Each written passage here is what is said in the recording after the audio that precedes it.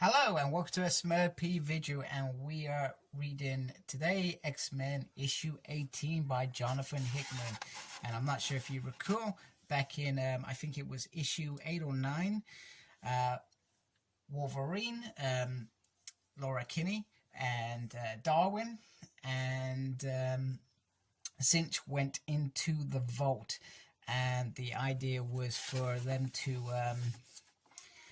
recon what the children of the vault have been up to. Now, the children of the vault have been missing for a very long time. I think the last time they were in it was is it Peter Carey's X-Men run, Rogue's team? I think that was the last time we saw them, and they haven't been seen since. So they're deemed as a threat to mutants, so it would make sense to do a checkup on them. Now, one of the conversations here is about this city, which is massive. How many people do the Children of the Vault have?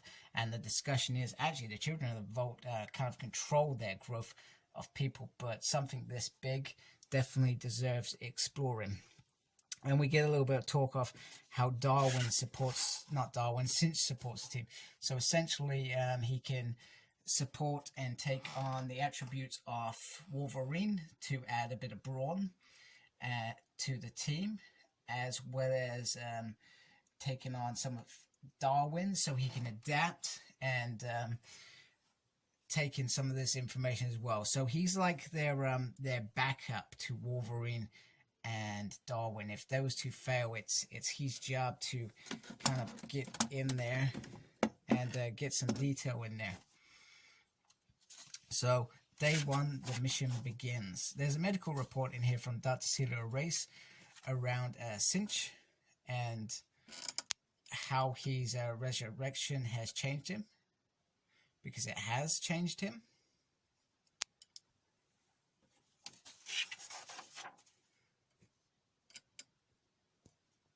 And here is the team that have delivered this. You got Jonathan Ryder Mahmood, who is the artist. You got Sonny as the color artist. You got VC Clayton Cowles on the letters and Tom Miller on the design. Now, the Children of the Vault, they go out and they check if it's their time. That's what they do. And this time, they have gone out there. They've checked on Homo Superior, and their level is quite threatening to them at this point in time, and it's deemed that now is not the right time because they're on Krakow at this big mutant island. They are dangerous and they could do us some serious damage. So it's back in the pot they go back into hiding, this kind of slumber status until time is ready. However, an alert comes up to say that there is a threat, so it's all about protecting the city. So it's really quite a simple flowing issue, to be fair. Now, the idea of them going in is for the memory to survive. They must get whatever details they get from here and get it out. So that's what this whole mission is about. Get the detail, get out. The memory must survive, even if they die when they get out. But they're not sure if they'll survive if they die in there. So it's straightforward, cut and slash. However, Cinch gets horribly burned, much to Darwin's dismay. You can't see that very well. He gets burnt there. The cow always pukes, and Laura says, "Take some of my healing, get yourself healed up, etc." Because his burns they're bad, and pretty much Laura's slicing and dicing and all sorts of kind of nice and sorry, bad rap. And Cinch actually absorbs one of the Children of the Vault. That's how much he's changed, and that goes back to Dr. Celia's little medical report. They're not sure how much he's changed, and apparently he can absorb more than mutants all of a sudden. And easily he becomes a murderer, which isn't like X-Men. I know these guys are dangerous. You'd expect this from Wolverine, but not from them. And leaving, I can't even remember who this is, leaving her just the only one left. And Sin says, "We're gonna blow. We need to get out of here. We need to clear out." And she says, "You think you can run from this? You're not gonna run from this. You cannot run the future." And it goes back to this statement. The mission is to remember what we learn and report back, to escape with the knowledge. And basically, they say they did their best.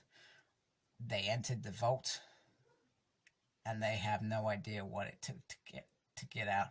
Now, I was hoping there was going to be like a little end scene of them talking to Cyclops, but it leaves it open for more visits to the vault on how this team escaped, because we're not quite there yet. We're on day one. You gotta remember, they didn't come back at all, and to Cyclops' dismay, he was expecting them back sooner, and they didn't. So I love this little background kind of story with these three in its second issue, and we'll probably revisit it in 10 issues or something like that. We'll go back and see what the next stage is, or what next is going on. It's going to be a slow burn, this one, I think, but I think I like it, really. I think I enjoy Jonathan Hickman's, because I go back to Chris Claremont's original run. I liked that journey that they went on, and the X-Men was always a journey for me. So, and that's what Jonathan Hickman's here. He's got his fingers in lots of pies. I mean, we've got the Phalanx in the background. We got the Orchids in the background. We got the Sentinels in the background in the space station. We've got the children in the vault in the background. Lots of things in the background just slowly moving. And they're all going to get their chance to shine. And it's great. And I'll be honest with you. I mean, I've just reread the X of Swords, and I don't think I enjoyed that event. I thought it was okay. There were moments that I enjoyed, but it didn't feel like an event for me, like it should have done. You can hate me if you want, but the main core of this story, this X-Men, this stuff, I like it. We need that next event. We need that event to actually feel like an event, and showcase one of these bad guys that we're dealing with on this journey, etc. But so and the other debate is, how long is Jonathan Hickman going to be on this book? I mean, the way we're reading this now, he's going to be in this X world for maybe the next 2 to 5 years, the way that this is slowly turning around, which is good, because I feel like it needs somebody who's putting their career into this one X world sort of thing, to develop all those different series. It needs that, and it should always have that. I've not always been a fan of writers coming in and coming out, because things change, and they don't always change very well. So Hickman still got my thumbs up. So very, very happy. And I've got issue 19, and I know I'm really behind. I will try and catch up as well. Transformers have taken over a little bit over the last few months, but I definitely want to get on top of these comics, and be on top of them when I get them, so that you're not waiting too long for me to run through them or hear my ridiculous thoughts. So thank you for watching. Please like, comment, and subscribe to my channel. Follow me on Instagram, Cyclops Smurd. I'm on Twitter @SmurdP. No idea what I'm doing there. I'm also got a page on Facebook, SmurdP. And embrace the geekiness. Thank you for watching. Take care. Goodbye.